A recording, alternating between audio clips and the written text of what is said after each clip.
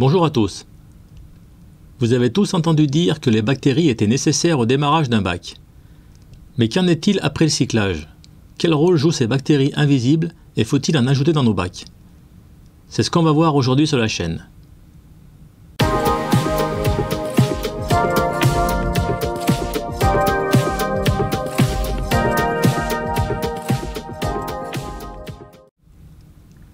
C'est un sujet qui peut vite devenir compliqué, je vais essayer de le rendre le plus compréhensible possible.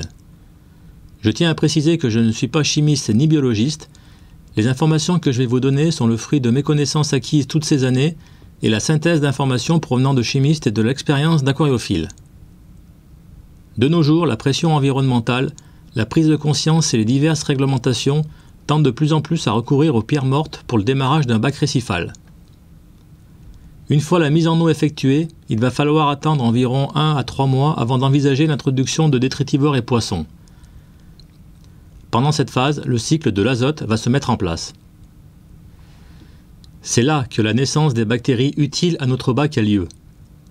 Il n'y a pas de déchets organiques dans un bac démarré avec des roches inertes, contrairement au démarrage avec pierres vivantes prélevées en mer.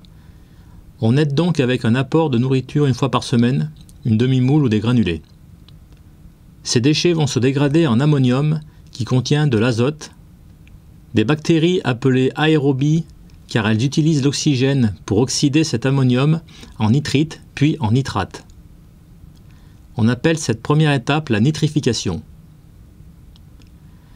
Mais ce n'est pas fini puisqu'une deuxième étape appelée la dénitrification met en scène des bactéries dites anaérobies vivant dans les milieux sans oxygène comme l'intérieur des roches et les lits de sable épais. Pour survivre, elles ont besoin d'oxygène et elles vont le prélever dans les nitrites et les nitrates.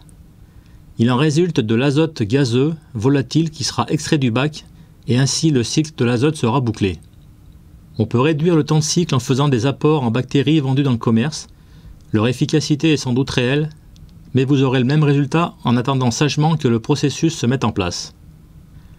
Aux États-Unis, ils vont encore plus loin puisqu'ils mettent du chlorure d'ammoniac directement dans le bac avec les bactéries nitrifiantes et ainsi ils réduisent le cycle à 2 semaines, voire quelques jours. Vous comprenez alors que dans un bac mature, le cycle de l'azote est entretenu en continu où l'apport en énergie provient des restes de nourriture, des déjections des animaux et la mort de micro-organismes. Sans bactéries, il n'y aurait pas de vie. Maintenant que l'on a compris la mise en place du cycle de l'azote, il faut s'attarder sur le mode de vie de toutes ces bactéries et comment elles participent activement à la réduction des nitrates et des phosphates. Ces bactéries sont constituées de carbone et pour se multiplier, elles ont besoin d'azote et de phosphate. Ces phosphates sont des phosphates organiques qui viennent d'ions phosphates inorganiques appelés orthophosphates minéraux qui sont dissous dans l'eau et que les bactéries intègrent pour se construire. Les bactéries aérobies ont besoin d'ammonium et d'ammoniac qu'elles trouvent dans l'eau avant qu'ils ne se dégradent en nitrite puis en nitrate. À la mort de ces bactéries, elles se décomposent en diverses molécules, dont de l'azote et des phosphates, dont une partie sera éliminée par l'écumeur. Un écumeur est incapable d'exporter les nitrates et les phosphates inorganiques dissous dans l'eau. L'écumeur ne retire pas directement les nitrates ou très peu. Il exporte un peu de phosphate et un peu d'azote. La phase anaérobie du cycle de l'azote exporte beaucoup de nitrates. Sans écumeur, les molécules provenant des bactéries mortes de la nourriture non consommée vont finalement se dégrader en azote et orthophosphates dissous. Les taux de nitrate et de phosphate vont donc augmenter, mais dans le cas des nitrates, ils seront limités par les bactéries anaérobies. Les phosphates seront en partie de nouveau utilisés par les bactéries. Dit autrement, l'écumeur retire beaucoup moins de nitrate et de phosphate que l'activité bactérienne. Un arrêt temporaire de l'écumeur ne va pas faire exploser le taux de nitrate et de phosphate. Vous allez me dire, à quoi sert l'écumeur?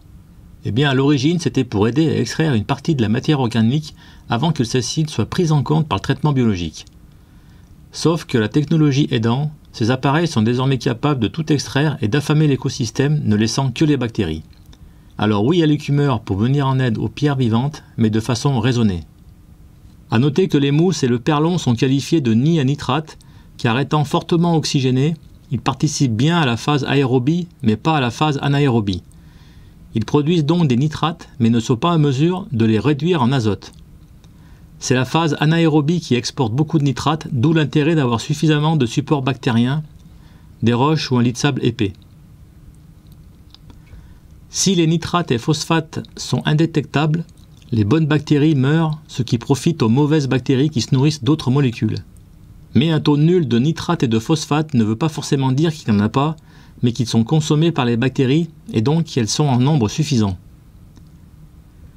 Si on ajoute à cela que nos tests de phosphate ne mesurent que les phosphates inorganiques qui sont invisibles par le test une fois intégrés dans les bactéries, donc les phosphates ne sont jamais nuls mais sont masqués. Bref, c'est compliqué. En résumé, le cycle de l'azote se fera naturellement dès le démarrage du bac, même sans l'ajout de bactéries.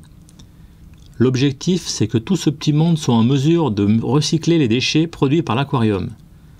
Alors prenons le temps nécessaire à la mise en place de cette armée invisible pour qu'elle puisse encaisser l'apport de nouveaux poissons et sources de pollution. En revanche, l'apport de bactéries avec des souches vivantes diversifiées une fois le bac cyclé est, je pense, une des clés de réussite.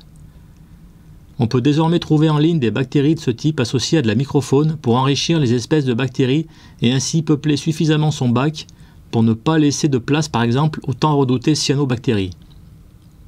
J'espère que cette vidéo vous aura éclairé sur l'importance écologique des bactéries associées à une microfaune riche qui sont pour moi les clés de la réussite, loin devant la course à l'appareillage surdimensionné et souvent inutile. N'hésitez pas à apporter vos commentaires sur ce sujet pas simple à expliquer. Je vous dis à bientôt sur la chaîne. Salut à tous!